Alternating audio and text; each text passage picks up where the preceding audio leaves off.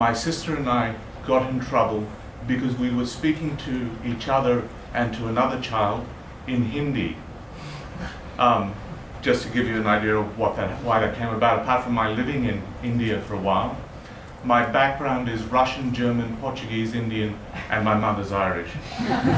So it's quite a complicated background. Right? The kids in school said, "You're from Africa, you're black." I said, "You're kidding me." They didn't understand that. They told me I couldn't play rugby. They didn't understand that at the school I was at in Kenya, we played rugby. Right? Okay, we were tots, but we were starting to handle rugby ball, so we knew how. So it was a very, very different sort of world that I came into in Australia, and I'm pleased to see that it has changed considerably in that time. So I went through high school and all of that in Australia, and then I went off to university. You are in a better position right now than I was in my final year of university, because I didn't have a clue what I wanted to do. I went to university thinking I might become an archaeologist. I was interested in history, and that was the sort of thing interesting me. Then I got interested in politics. And in fourth year, I still didn't know what I wanted to do. Carolyn just pointed out that there was a recession at about that time. And I had a professor who said, "Why don't you do a PhD?" So I ended up going into a PhD, which was the dumbest thing I could ever have done at that age. I had absolutely no intention of doing it. I wasn't interested in it. It was just something to give me something to do while I figured out what it was I was going to do. 2 years into the PhD, I dropped it because I was paying my way through university by doing freelance journalism. So I was writing stories, chasing stories. Every time I thought there was a good story somewhere, I was out chasing it down, writing about it. And I finally realized that was probably the sort of thing I wanted to do, something that involved writing. I had absolutely no interest in China. I didn't even know where it was on a map, I think, if anyone had asked me. So my interest in China only came a number of years later when I met my wife, who is Chinese. She'd come out as one of those first students coming out from China in the late 80s to Australia to do university here. And I'd met her, and then I'd started to get interested in China, and of course she said, "You've got to start learning a bit of Chinese." So I started doing that, and then we started saying, well, as we got married and started to have children, that maybe a career in China wouldn't be bad. We wanted the kids to learn Chinese. So I started trying to figure out how we could get this career in China without any real plan or idea how to do it. And so one of the things I had been working on was things to do with trade and trade policy. I had been working for the Federal Coalition as the trade policy advisor, so I was a media advisor, speechwriter, and trade policy person.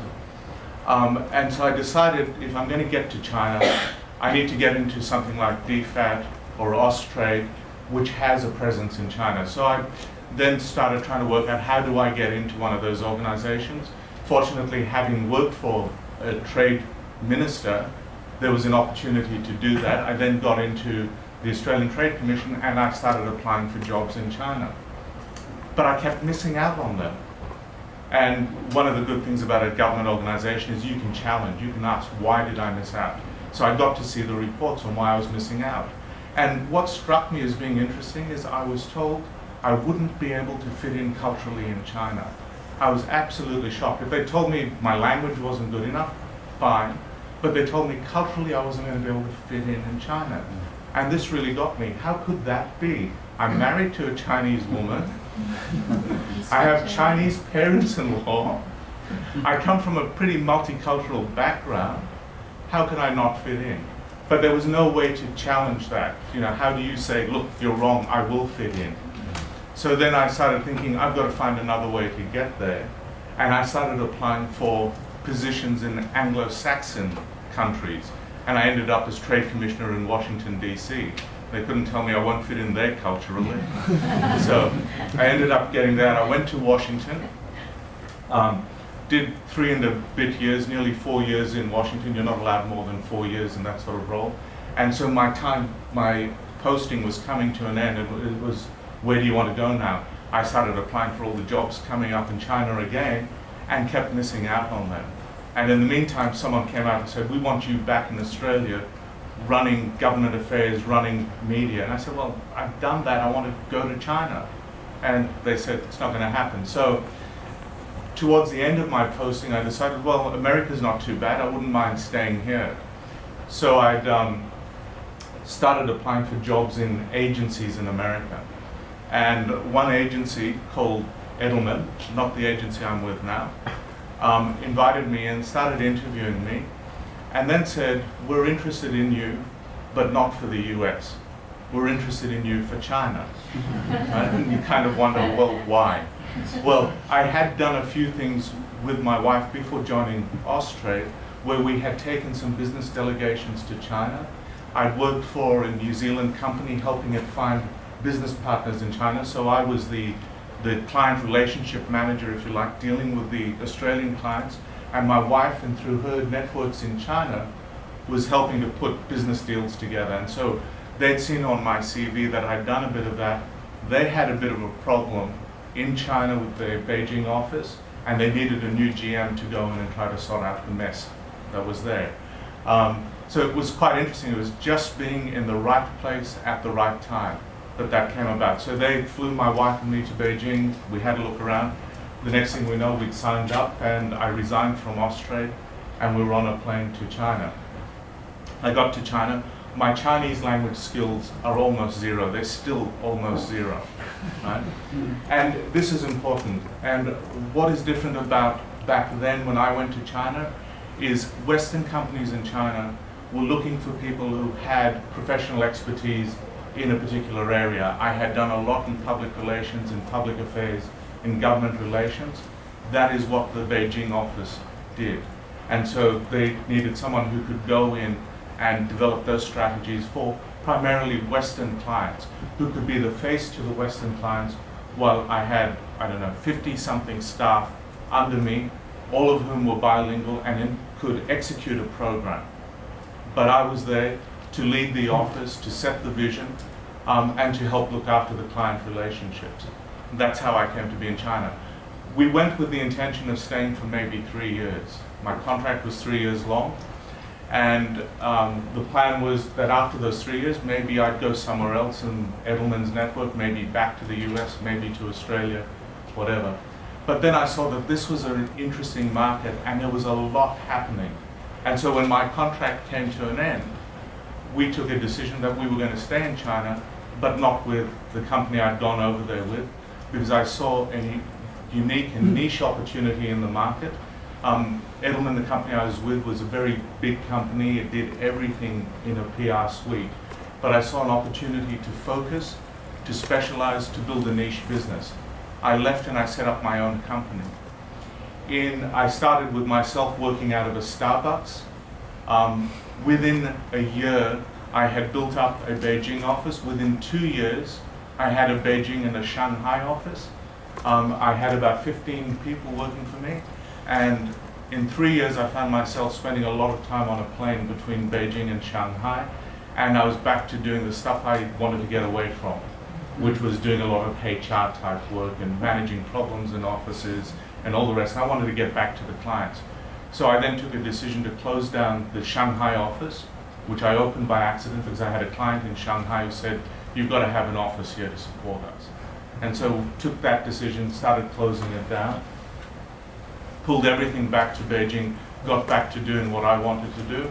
And then after about 5 more years of doing that, Weber Shandwick approached me, wanted me to come in and run corporate and public affairs practice for the Asian region. And that was a big opportunity, and that sounded a lot more interesting than continuing to do what I was doing. I was doing well, I was making money, I was happy, but I thought, I want another challenge, I want to do something different, and that opportunity came along. And then from that, I ended up coming back here. What has probably changed in China in the time that I was there, so I'd gone there in 2000, and there were a lot of foreigners in China who didn't speak a lot of Chinese, and they were able to find jobs. They were able to find jobs on the basis of the degree they had, or on the basis of the experience they'd had before they got to China, On some cases, China was such a bizarre market, just the fact that you could speak English could get you a job, right? My kids were at a local Chinese school. We took a decision to put them in a local Chinese school so they could all learn Chinese. They had an English teacher who had no qualifications. He was a bounty hunter in America before he went to China to teach English. That was the market in 2000. By the time I left the market in last year, just at the beginning of last year, if a kid had applied for a job in the company, and a kid, I mean a recent graduate from university, who had no Chinese language skills, he had zero chance of getting a job in the company. Because there are Americans, Europeans, Australians,